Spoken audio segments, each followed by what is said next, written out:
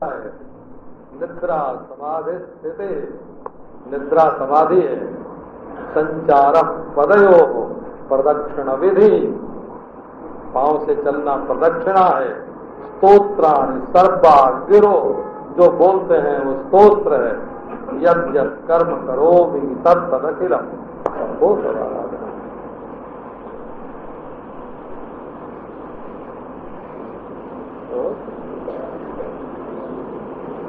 ये तो सब आत्मज्ञान के सामने सब फीके हैं। वो ये धरती के धूल कण सब के सब, ये पानी के फुहारे हैं कुछ, ये आग के चिंगारी हैं, ये हवा के झोंके हैं, ये आकाश के तिरमिरे हैं। न कर्तासि न भोक्तासि,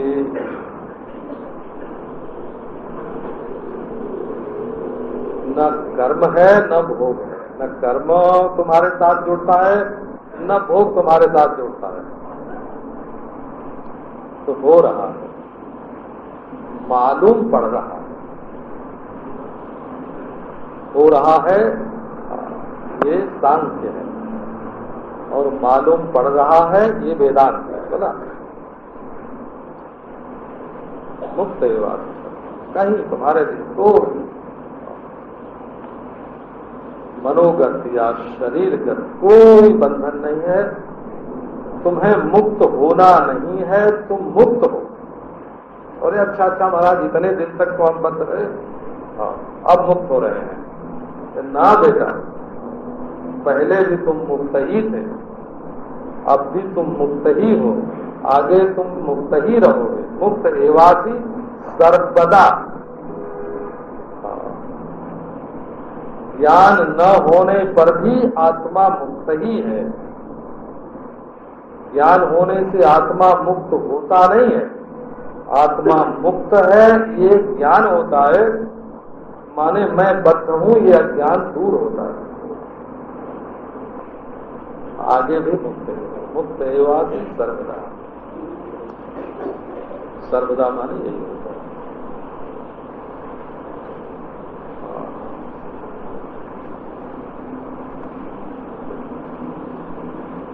पापी की साधना है पुण्य कर्म का अनुष्ठान। गृहस्थ के लिए पाप चूंकि होता है, इसलिए पुण्य करना आवश्यक है। वासना मन में उठती है, इसलिए उपासना आवश्यक है। चंचलता होती है, इसलिए समाधि की आवश्यकता है। अपने लिए कुछ नहीं हो पाता है, इसलिए ईश्वर के आश्रय की आवश्यकता है। बड़े का सहारा ले लेना, ऐसा बड़ा चाहिए जो पाप में, पुण्य में, स्वर्ग में, नरक में है, अच्छाई में, बुराई में हमेशा तुम्हारी मदद करे। अपने कर्म से जो उतरेंगे पार, तो पे हम करतार तुम काहे थे। देखो हम सब जितने साधन है ना, उनको कुर्सी दे रहे हैं बैठने को। धर्म जी आप यहाँ बैठिए, उपासना जी आप यहाँ बैठिए, कुर्सी है सबको। और योगाभ्यास जी का आप यहाँ बैठिए, तो शरणागति जी आप यहाँ बैठिए। धर्म पुरुष है, एक पुरुष बैठेगा, फिर उपासना स्त्री है, एक स्त्री बैठेगी, फिर योगाभ्यास का ये पुरुष वो बैठे, फिर शरणागति जी, एक पुरुष एक स्त्री, एक पुरुष एक स्त्री है ना। भारतीयों में ऐसी रिवायत है।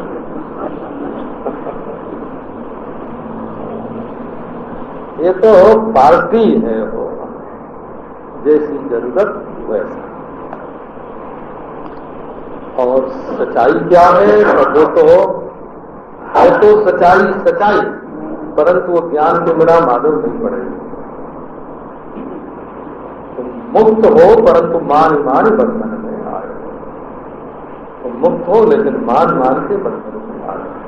सूरदास नलिनी तो सुबता कहू कौने जगरो, नग्नि के इस तोते को किसने पकड़ के रखा है? तुमने अपने आप को स्वयं बधा हुआ मान लिया है। बंधन तो है। अच्छा, तब महाराज मैं हूं क्या?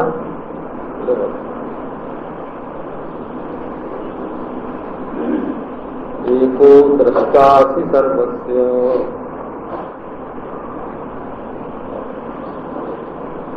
मुक्त प्रायोसि सर्वदा अयमेव हि ते बन्धः द्रष्टारं पश्यसि तरम्। सीताराम राधेश।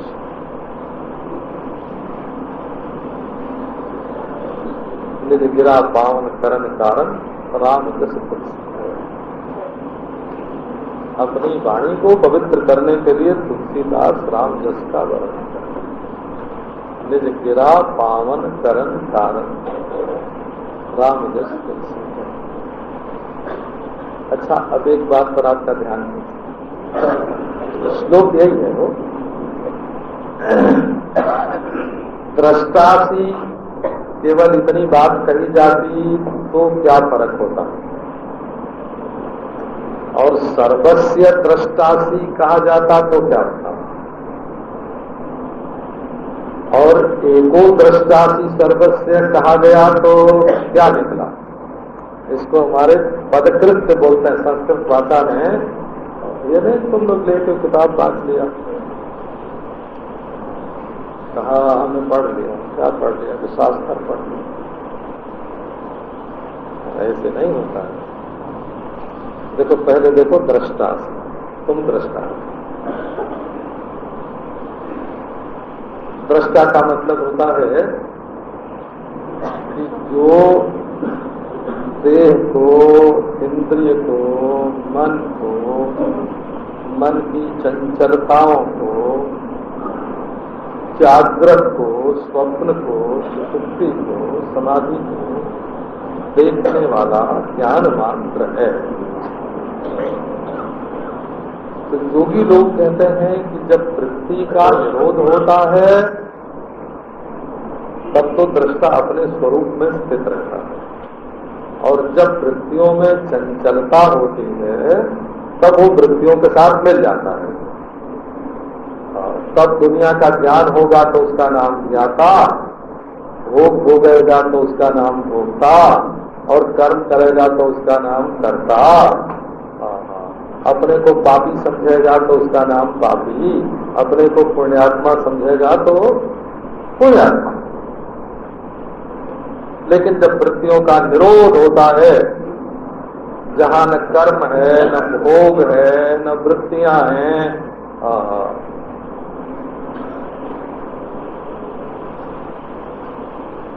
वहां का वहां दृष्टा है। तो ये हमारे बाबू लोग जो है ना सुन के आते हैं कहीं से,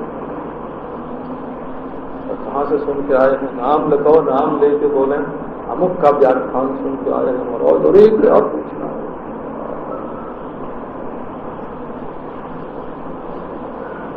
तो तुम दृष्टा तो हुए, लेकिन जेल खाने में बैठ के दृष्टा हुए। यदि तुम्हारा अंतःकरण का संबंध नहीं टूटा, मैं दृष्टा, दृष्टा अंतःकरण के जेल खाने में बंद होकर अपने को दृष्टा समझता है। कितनी देर तक मैं दृष्टा रहा? वो देर कहाँ, देर वाली बात कहाँ रहते हो? देर तो माने काल का तो काल की तो कल्पना ही अंतःकरण में है। तो जब इतनी देर तक तुम दृष्टा रहे तो पहले थे नहीं और अब रहे नहीं, तो दृष्टा मर गया ना। हमारा दृष्टापना दिखता नहीं है। जब कभी परदेश में यात्रा करने तो जाता होगा ना, नरक में जाता है कि स्वर्ग में जाता है, कहाँ जाता है? तो इतनी देर तक दृष्टा रहा, और बस कलेजे में बस इतनी दूर में बैठ के दृष्टा रहा है? और जड़ से विलक्षण होकर दृष्टा रहा, देह इंद्रिय से विलक्षण। टिकाऊ मामला नहीं है, अभी सुना सुनाया दृष्टा। अच्छा देखो अब दूसरी बात, जो सर्वस्य दृष्टा, तुम सबके दृष्टा हो। सर्व माने होता है अनेक का समूह। जैसे बोलेंगे ना सब फूल, तो पीला फूल, लाल फूल, सफेद फूल और 100 फूल है तो 100 फूल, इनको बोलेंगे सब फूल। सब, सब माने अनेक का समूह। तो तुम सबके दृष्टा हो, केवल एक देख के नहीं, स्त्री पुरुष पशु पक्षी जो भी मालूम पड़ता है, मिट्टी पानी आग, सबके दृष्टा हो। तो देह से अलग हुए ना, अंतःकरण के कैद खाने से छूटे। सबको देख रहे हो, सबको देख रहे हो, सबको देख रहे हो। एक बार की बात है, शेष दयाल गोयनका, रामसूरदास जी, घनश्याम दास जालाल, चारों जने कानपुर में एक ट्रेन में बैठे वृंदावन आने के लिए। चर्चा चली, ज्ञानी ऐसा होता है, ज्ञानी ऐसा होता है, ज्ञानी ऐसा होता है, ज्ञानी ऐसा होता है। घनश्याम दास जी और स्वामी रामदास दास जी दोनों चर्चा में प्रमुख भाग ले रहे थे। तो गुणों का वर्णन हो रहा था। वो ज्ञानी में ये गुण होते हैं, ज्ञानी में ये गुण होते हैं। तो मैंने धीरे से कहा कि अभी ज्ञानी का संबंध अंतःकरण से छूटा है।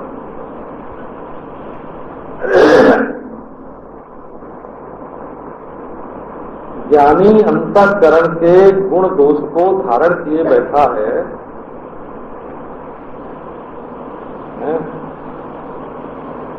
तो ये अपने को ब्रह्म जानता है कि जीव जानता है?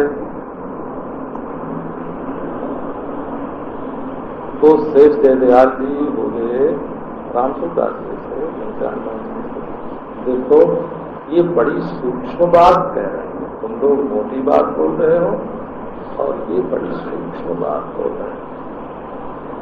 जब अंतःकरण के साथ संबंध बना ही हुआ है कि ये मन मेरा, ये बुद्धि मेरी, ये अंतःकरण मेरा, इनमें जो गुण दोष है सो सब मेरे, तो ज्ञानी की स्थिति क्या है? जब शास्त्रार्थ हुआ था आत्मानंद जी के साथ, तो फैसला मैंने लिया था। पुष्कर वाले आत्मानंद जी अभी हैं, मैं बहुत करके समझता हूँ। उनका ये हुआ कि अच्छा इनसे पूछेगा क्या कहते हैं, वो है चिट्ठी अभी है। आपको क्या सुना रहे हैं? सर्वस्य दृष्टा। तुम एक अंतःकरण के दृष्टा नहीं हो, अंतःकरण के द्वारा जो कुछ ज्ञात होता है, एक कीट से लेकर के ईश्वर पर्यंत जो अंतःकरण से ज्ञात होता है, और उसको ज्ञात करने वाली जो अंतःकरण की वृत्ति है, और उस वृत्ति में जो अभिमानी बैठा है, कीड़े से लेकर ईश्वर तक, तृण से लेकर प्रकृति तक, जितनी भी ज्ञान वृत्ति अंतःकरण में उदय होती है और उसमें जो जो विषय भागते हैं और उसका जो भी अभिमानी है, उसके तुम दृष्टा हो। एक दृष्टा सी सर्वस्य हो।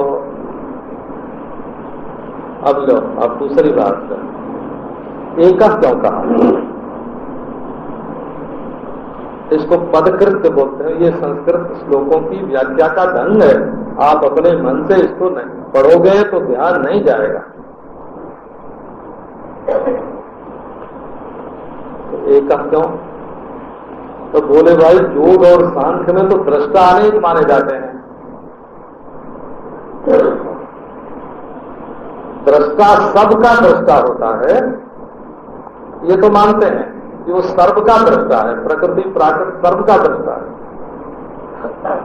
सर्व का दृष्टा तो है, परंतु अलग अलग अंतःकरण के संबंध से दृष्टा भी अलग अलग होते हैं। बोला अनेक दृष्टा होते हैं, तो उस अनेकता का दृष्टा कौन है? जब दृष्टा ही अनेक हो गया तो देखो, दो दृष्टा के बीच में या तो पोल होगी, देश होगा, या तो एक दृष्टा पहले एक पीछे होगा, डाल होगा, या एक दृष्टा में कोई दूसरी विशेषता होगी, दूसरे दृष्टा में दूसरी विशेषता होगी। हाँ, एक मरता होगा तो दूसरा पैदा होगा, एक के बाद दूसरा होगा, एक जगह वो होगा दूसरी जगह वो होगा, एक रूप उसका होगा दूसरा रूप उसका होगा। तो जन्म करण मरण अंतःकरण आदि के भेद से दृष्टा में जो औपाधिक भेद की कल्पना है वो झूठी है, एक ही दृष्टा है। अब देखो, अब एक बात इसमें और जोड़ देते हैं। जब तुम हो दृष्टा और एक दृष्टा हो और सबके दृष्टा हो, तो ये जो सब है वो क्या है? जितना भी सब है दृश्य है, और वो दृश्य के अत्यंताभाव के अधिकरण दृष्टा में ही भाग रहा है, इसलिए दृष्टा सत्य है, दृश्य मिथ्या है। कहानी का नाम वेदांत नहीं हो, पंचदशी और विचार सागर और प्रक्रिया की पुस्तक और ये तत्वानुसंधान और ये वृत्ति प्रभाकर, ये वेदांत के कटहरे हैं। कटहरे, कटहरे आप जानते हैं?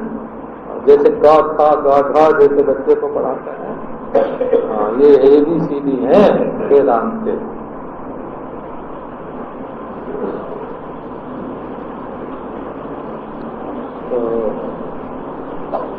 तो एक हो तुम, एक हो माने अद्वितीय हो, अद्वितीय ब्रह्म है तुम। उसका दृष्टासी सर्वस्य दृष्टा असी एकः दृष्टा है। एक माने अद्वितीय, एकमेवाद्वितीय, तुम्हारे सिवाय और कोई नहीं है। अलग अलग अलग अलग अंतःकरण में शरीर में बैठ के अलग अलग दृष्टा नहीं हुआ करते, अंतःकरण होते हैं अलग अलग और दृष्टा होता है एक। और उस दृष्टा रूप अधिष्ठान में ये सर्व रूप जो दृश्य है ये मिथ्या होता है। अच्छा, ये मत समझना ये कोई साधुओं का ज्ञान होगा बेटा। ये राजा जनक को अष्टावक्र उपदेश कर रहे हैं, उसके बाद जनक ने राज किया है बोला। राम को वशिष्ठ जी बता रहे हैं और राम जी ने तो ज्ञान दिया हो वेदांत सुन। अर्जुन को कृष्ण बता रहे हैं और वेदांत सुनने के बाद उसने वो मारा मारी की है महाराज। अश्वपति राजा थे। ये वेदांत की विद्या जो है, श्वेत केतु के पिता हारुणी गृहस्थ थे, मैत्रेय को उपदेश करने वाले याज्ञवल्क्य गृहस्थ थे। आप लोग डरिए नहीं, इंद्र भी गृहस्थ ही है, उनके इंद्राणी तो वही है, बेटा भी है जैन। आप लोग डरिए मत, ये समझिए, ये समझने की वस्तु है। एको दृष्टासि सर्वस्य मुक्त प्रायोसि सर्वदा। क्या कहते हैं? जिस समय तुम अपने को पापी समझते हो, पुण्यात्मा समझते हो, जिस समय तुम अपने को सुखी दुखी समझते हो, जिस समय तुम अपने को बद्ध समझते हो, उस समय भी तुम मुक्त हो। मुक्त प्रायोसी अर्थात बंधनावस्थायामपि बंधनानुभूतावपि मुक्त प्रायोसी। भले तुमको मालूम न पड़ता हो लेकिन तुम मुक्त हो। अयमेव विते बन्धः समाधिमनुतिष्ठसि। ये अलग है, ये दूसरा श्लोक है वो। अयमेव विते बन्धः समाधिमनुतिष्ठसि। आगे अयमेव विते बन्धो द्रष्टारं पश्यसि करम। अच्छा, तो ऐसा एक बात आप लोग ध्यान रखो कि यदि समझ में कोई बात नहीं आती हो तभी आप उसको एक बार, दो बार, चार बार जब सुनोगे तो वो समझ में आने लगेगा। हम लोग साधु लोग भिक्षा मांगने जाते हैं ना, एक घर में मिलती है, एक में नहीं मिलती है, एक में मिलती है। पर जब दो चार बार उस मोहल्ले में जाते हैं तो जो लोग भिक्षा नहीं देने वाले हैं उनके मन में भी कभी देने की आ जाती है। तो ये जो शास्त्र है ना, ये एक बार सुनने पर अगर अपना अर्थ न दे तो इसको बार बार सुनो। बार बार सुनने से इसके अर्थ का प्रकाश हो जाएगा। ये मत समझो कि आज ही। एक बार एक आदमी को मैंने समझाना शुरू किया, 3 घंटा लग गया बाबा। तो किसी ने जाके उड़िया बाबा जी से कहा कि वो 3 घंटे से बकवास कर रहे हैं। एक आदमी आया है कोई अलीगढ़ से, है ना, प्रोफेसर है, 3 घंटे से उसको समझा रहे।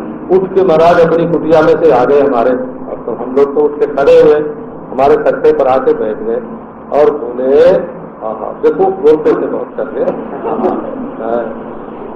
क्या बेवकूफी है। तुम्हारी समझ में जो बात 20 बरस में आई उसको तुम एक दिन में समझाना चाहते हो इसको बताओ।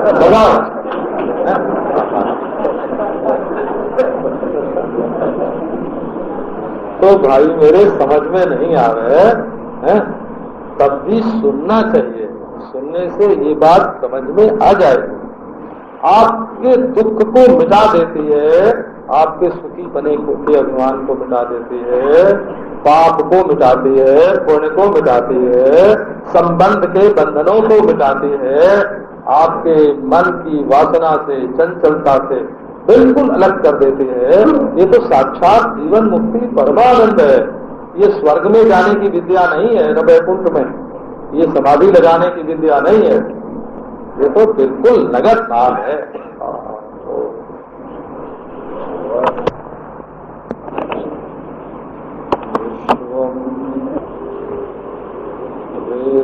ब्रह्मांड कोटियः फलत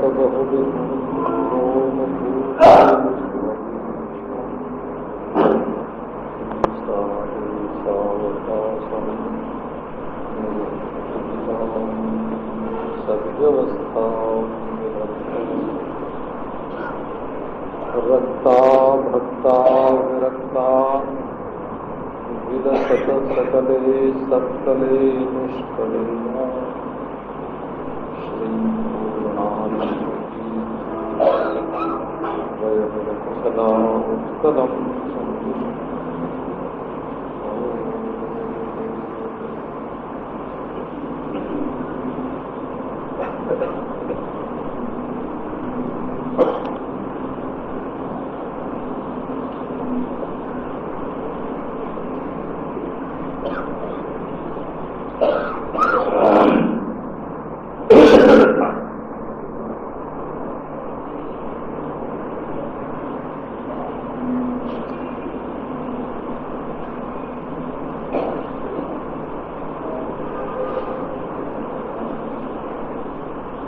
जो लोग पंचभूत से सृष्टि मानते हैं उनके मत में भी ये शरीर पंचभूत का कार्य है।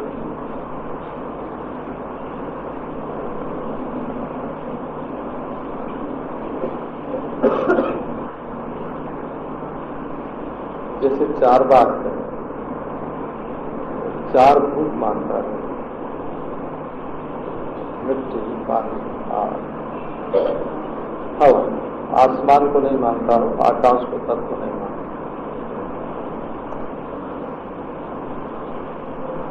बोले आकाश प्रत्यक्ष नहीं है, इन चार भूतों के आधार के रूप में अनुमित है। आकाश का अनुमान होता है प्रत्यक्ष, इसलिए आकाश तत्व नहीं है।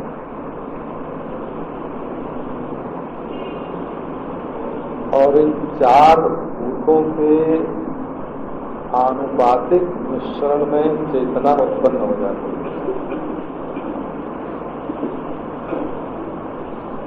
और जब ये मिश्रण समाप्त होता है तो चेतना भी नष्ट हो जाती है। शरीर के नाश के साथ ही साथ चेतना का नाश हो जाता है। न शरीर से पहले चेतना है न बाद में, ऐसा चार बार का।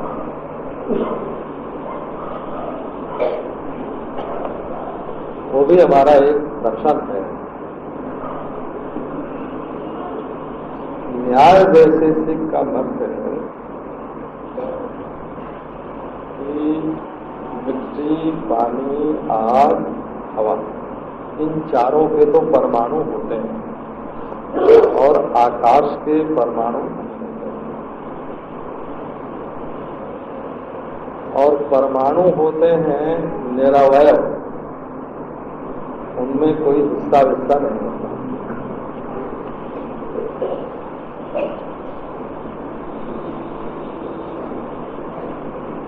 उन्हीं के संयोग से, इस संयोग से हो, उत्पत्ति इसको नहीं बोल सकते। चार भूत, और चार भूतों के बीच में ही, आकाश में ही ये शरीर है, वायु में ही ये शरीर है, तेजस में ही ये शरीर है, रस में ही ये शरीर है, पृथ्वी में ही ये शरीर है। तो जैसे कोई सोना हो और उसमें हाथ पांव आंख बना दिए जाएं तो वो सोने से अलग नहीं होते हैं। ऐसे ये हमारा शरीर जो है ये निरवय परमाणुओं में कल्पित संयोग से बना हुआ है। भला ये वेदांत है।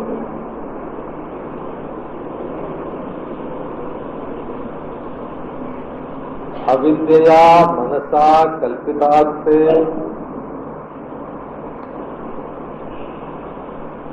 जब एक एक परमाणु अवयवहीन है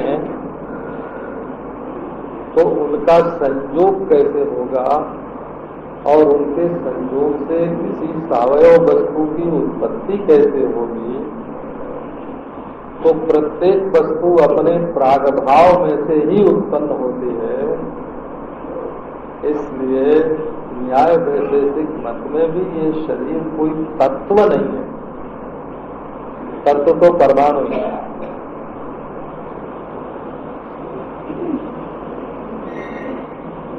तो सांख्य और योग के मत में भी इस शरीर की कोई कीमत नहीं।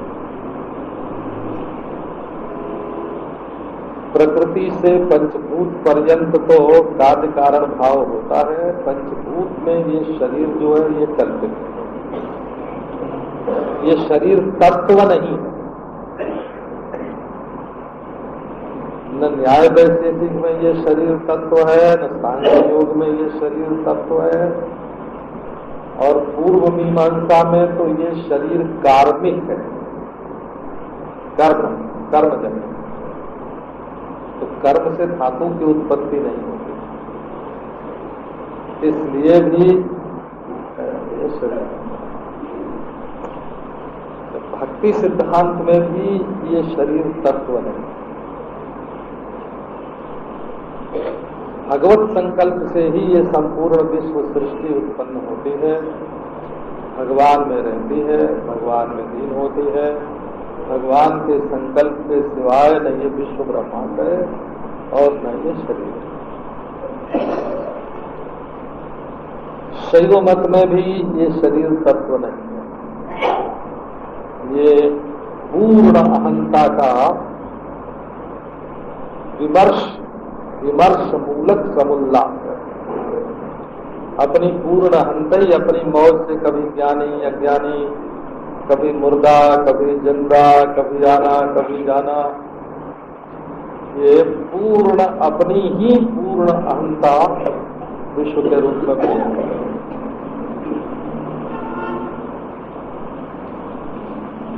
अद्वैत वेदांत के मत में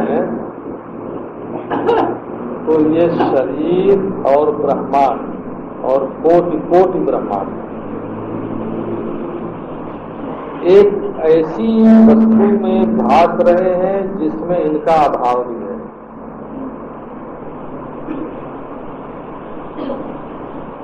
तो कोई भी चीज यदि उसी जगह भासती हो जहां उसका अभाव है, जैसे सांप ऐसी जगह पर मालूम पड़े जहां वो नहीं है, तो जहां वो नहीं है वहां जो मालूम पड़ने वाला सांप है वो भी नहीं। ये कायदे की बात होती है। वो जो चीज जहां न हो वही मालूम पड़े, अपने अभाव के अधिकरण में, अपने अत्यंताभाव के अधिष्ठान में यदि कोई वस्तु मालूम पड़े तो वो मिथ्या होती है।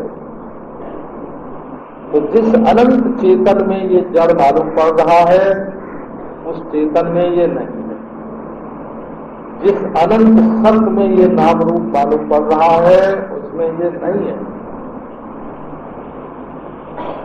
और जिस परमार्थ में ये अर्थभेद मालूम पड़ रहा है उसमें ये नहीं है। जिस अनंतता में ये शांतता मालूम पड़ रही है उसमें ये नहीं। अब आत्मा नहीं है ये अनुभव कभी नहीं हो सकता। आत्मा जड़ है ये अनुभव भी कभी नहीं हो सकता। ये आपके ध्यान में आना चाहिए। यदि आत्मा नहीं है ऐसा अनुभव होगा तो अनुभव किसको होगा? अनुभव रूप आत्मा को ही होगा। इसलिए नहीं है आत्मा ये अनुभव गलत है, और आत्मा जड़ है का ये अनुभव भी गलत है, क्योंकि जड़ता किसको मालूम पड़ती है?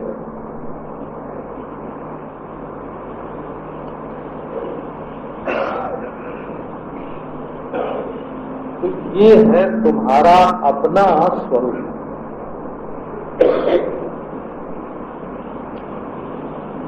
तुम पाप के भी दृष्टा हो, पुण्य के भी, ये कल्पित है। पाप पुण्य कल्पित है, उनके तुम दृष्टा हो। राग द्वेष कल्पित है, उनके तुम दृष्टा हो। न तुम किसी के प्रेमी हो न तुम्हारा कोई प्रेमी है।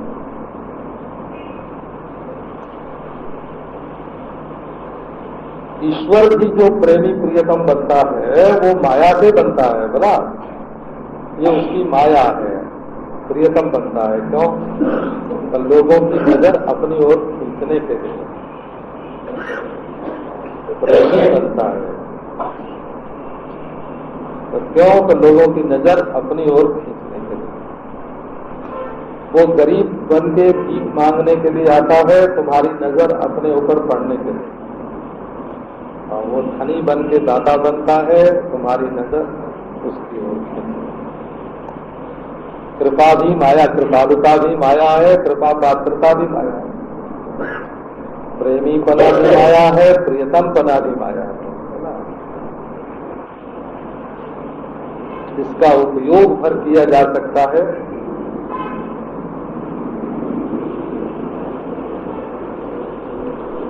केवल इसका उपयोग होता है, इसमें सच्चाई नहीं है, बिल्कुल सच्चाई। मुक्त प्रायो से सर्वदा। पहले तो तुम एक हो, देखो दूसरी तरफ से देखो, पहले तो तुम एक हो।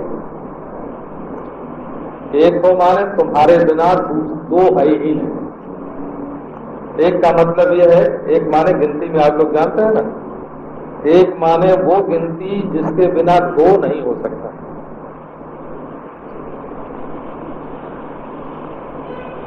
एक एक दो, यदि एक ही नहीं होगा तो दो कहां से होगा? एक माने जिसके बिना 2 की, 3 की, 4 की, किसी भी गिनती की सिद्धि नहीं हो सकती। एति अन्वेति द्वितीयादिषु द्वित्रादिषु,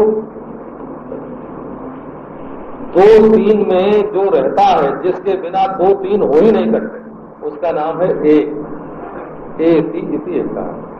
पहली बात तो यह कि तुम एक।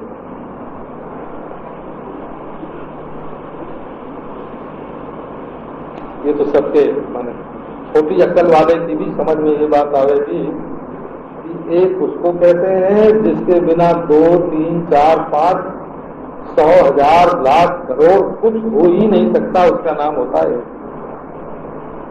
तो पहली बात तो यह है कि तुम एक हो। मेरे प्यारे, तुम दुनिया में एक हो, तुम्हारे जैसा कोई है ही नहीं। लासानी हो तुम, अनुपम हो तुम, तुम्हारे जैसा कोई और है ही नहीं। तुम्हारे बिना और कोई है ही नहीं। मर जाएंगे सब अगर तुम नहीं हो। वो एक। अब प्रश्न हुआ कि तुम दृष्टा हो, एक है। प्रश्न हुआ कि तुम जड़ हो क्या? मान लिया मैं एक हूं, लेकिन मैं जड़। तो जड़ता को काटने, अनेकता को काटने के लिए एक, और जड़ता को काटने के लिए दृष्टा। तुम जड़ नहीं हो, चेतन हो। तुम अंधे नहीं हो, आंख वाले हो। तुम एक हो और देख रहे हो। तो भाई कोई दूसरा हो गए तो, कोई दूसरा एक हो गए, वो जड़ हो गए, सन्मात्र हो गए। बोले नहीं, वो सन्मात्र नहीं है, दृष्टा चिन्मात्र है। अच्छा, तो कोई दूसरा हो गए। तो दूसरा नहीं, असी। असी माने तुम हो। असी क्रियापद जो है ना, वो कर्ता को त्वम बनाता है। क्रियापद जो है वो कर्ता का आक्षेप करता है।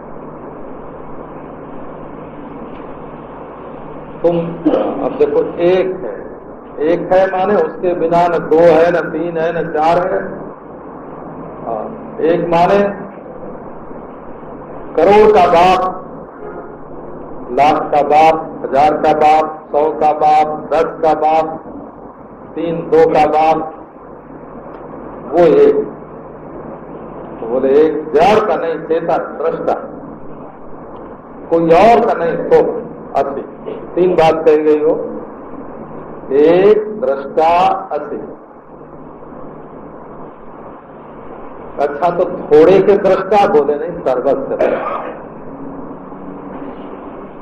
सबके दृष्टा। अब बताओ, सब माने कहा? कीड़ा से लेकर ईश्वर तक, और एक तृण से लेकर प्रकृति तक, सबके तुम दृष्टा हो।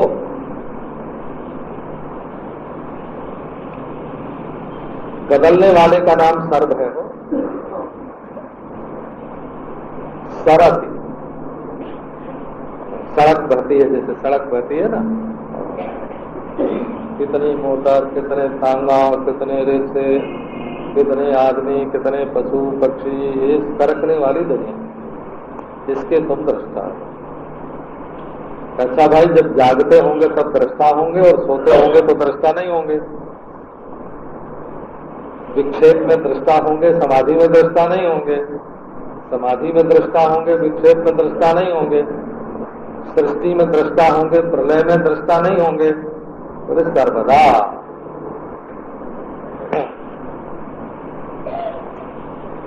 इसको आक्षेपी की संगति बोलते हैं। संस्कृत भाषा में अर्थ लगाने की जो प्रणाली है,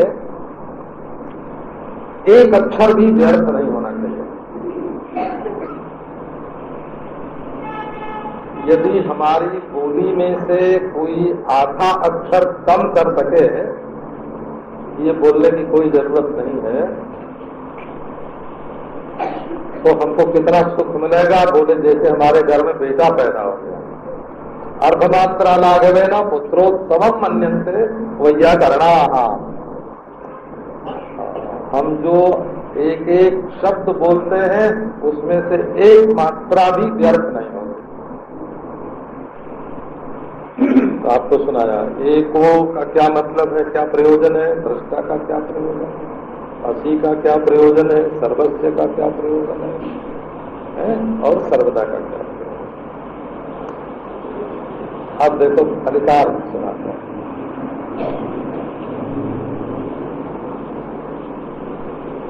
गुरु के पास जो 48 बरस पढ़ना पड़ता है, 48 बरस हो, 48 वर्ष गुरु के पास पढ़ो तब संस्कृत भाषा की शैली मालूम पड़े कि ये कैसे बोलते हैं।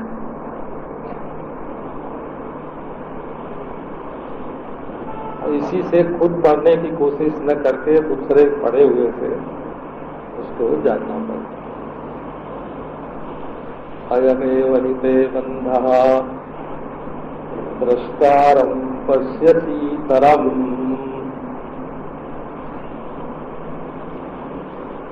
तुम्हारा बंधन क्या